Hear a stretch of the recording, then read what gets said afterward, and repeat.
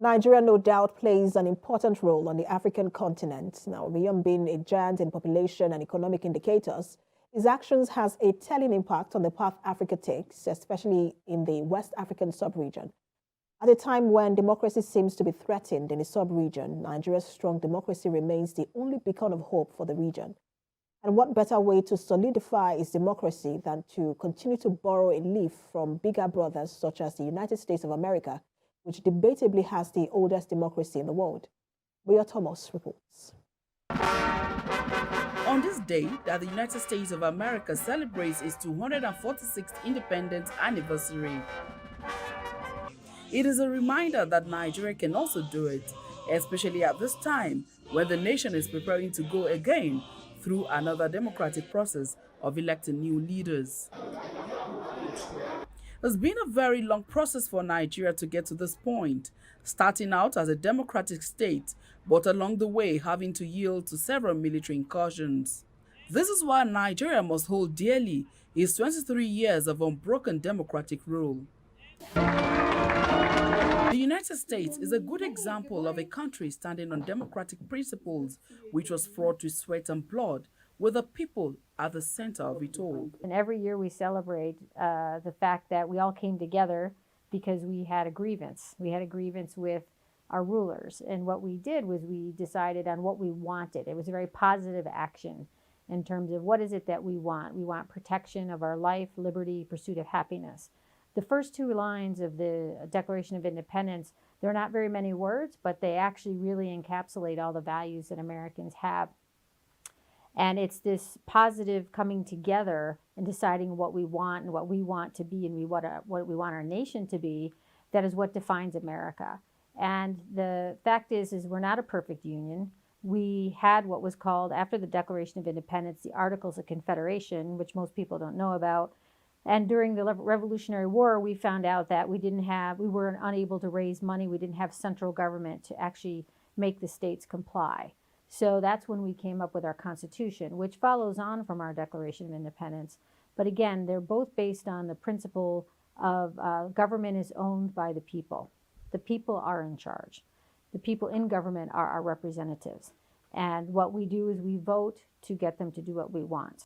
No doubt, Nigeria is now on this good path, but a lot is required from every citizen to keep this democratic fire on and eventually achieve good representation. When we talk about government by the people, for the people, and of the people in the United States, it means that your voice is represented by your vote. So your vote is your voice.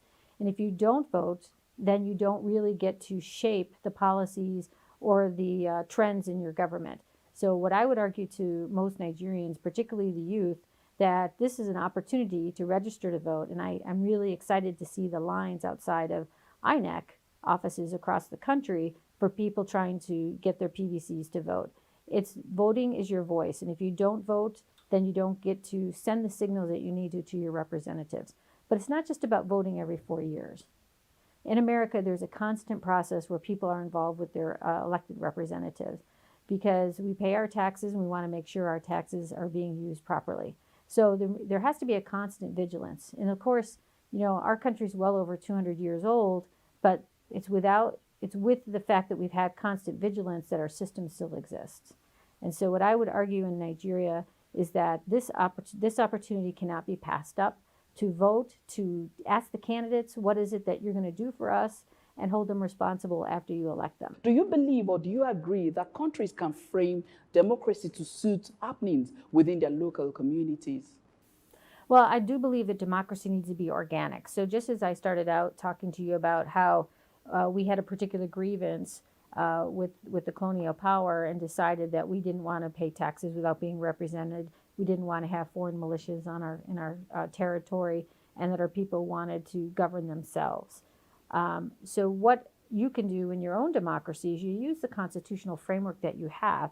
That is how our country has developed, right? We've used the Constitution and the interpretation of different elements of the Constitution to grow as society grew. When our founding fathers were in power, basically only men had the right to vote, okay? So over time, our Constitution, as yours would too, can actually encapsulate those other rights, the rights to equality for women, for example,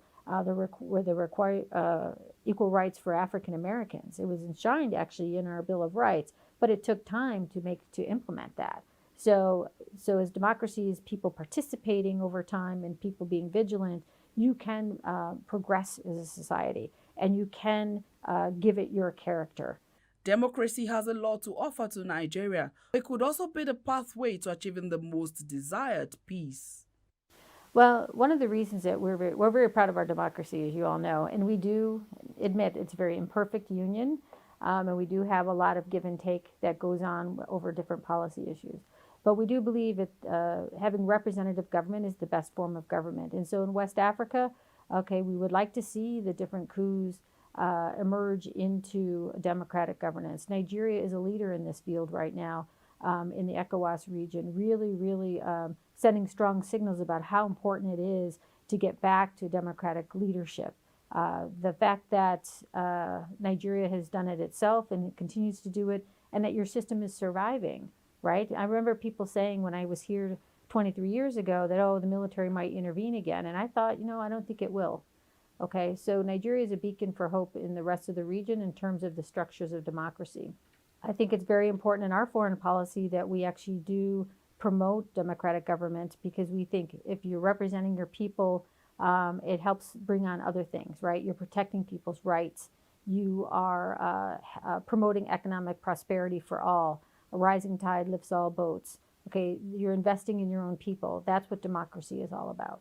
On the issue of gun control in the U.S. at the moment and the debates going on around it, are there assurances that there will be something done very soon to check the indiscriminate shooting, especially in schools? One interesting thing, this is a good example of our living Constitution, right? In our Bill of Rights, we do have enshrined things like religious freedom, separation of church and state. We also have protection of gun owners' rights. Those are the types of things that change and evolve over time, depending on what's happening in society.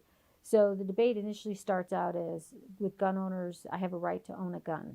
Then you have those who are saying, but people are being killed.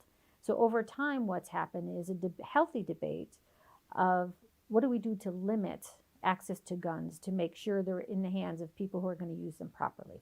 That's what you see going on right now. The school shootings and the shooting in Buffalo, which is right near where I live, were tragic events. But what's happened is a bipartisan group in Congress has come together and passed the first legislation that we've had on gun control that is truly bipartisan. And they place some limitations on how you can register to get a gun, what kind of background checks you need. It's eliminated something called the boyfriend loophole, where if you've ever assaulted, if there's ever been domestic violence in a situation, or you've ever assaulted somebody, you can't own a gun. It's helped also kind of face up to the fact that there is a mental illness crisis in the U.S. and that in some cases the feeling of isolation, or particularly if somebody has a mental illness, have added to the, not the incentives, but the reasons why some people are going in and shooting, conducting mass shootings. So this is the first legislation we've had in my lifetime that is actually trying to address some of those root causes. But again, it gets back to that idea of life, liberty, and the pursuit of happiness. And what is it that we need to make those things happen? The U.S. government holds the tenets of we, the people, as the basis for their constitution. It is equally important that Nigeria's constitution becomes a document centered on the protection and promotion of all citizens. Deriving their just powers from the consent of the governed. That's the underlying basis. These are the words that define what America wanted when we made the Declaration of Independence. We hold these truths to be self-evident, that all men are created equal, and that they are endowed by their Creator with certain unalienable rights, and among these are life, liberty, and the pursuit of happiness. That to secure these rights, governments are instituted among men, deriving their just powers from the consent of the governed. That's the underlying basis of the United States of America's government.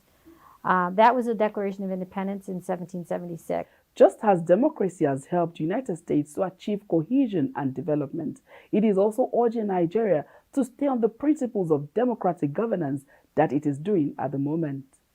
Moya Thomas, TVC News, Abuja.